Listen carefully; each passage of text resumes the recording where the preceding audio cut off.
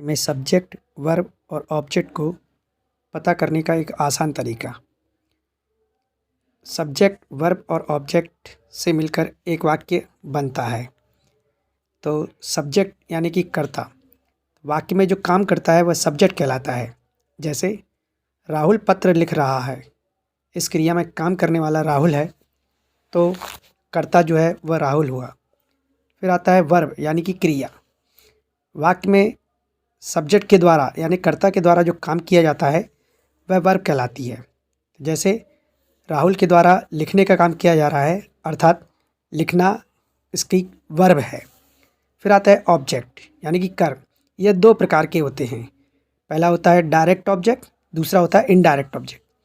तो indirect object में जब किसी क्रिया में किसे लगाकर जो उत्तर मिले वह इनडायरेक्ट ऑब्जेक्ट कहलाता है, और यह ज़्यादातर सजीव होते हैं। जैसे पिताजी ने मुझे 10 रुपये दिए, तो काम करने वाले पिताजी यानी वह सब्जेक्ट हो गया। पिताजी के द्वारा काम हुआ है देने का, देने से हम पूछेंगे, क्रिया हो गई देने, तो देने से हम पूछेंगे किसे दिया, तो उत्तर मिलता है मुझे। तो यहाँ पर मुझे जो है वह इनडायरेक्ट ऑब्जेक्ट हुआ। इसके बाद डायरेक्ट ऑब्जेक्ट जो है वह क्रिया में क्या लगाकर पूछते हैं और जो उत्तर मिलता है वह डायरेक्ट ऑब्जेक्ट कहलाता है। ये ज़्यादातर निर्जीव होते हैं।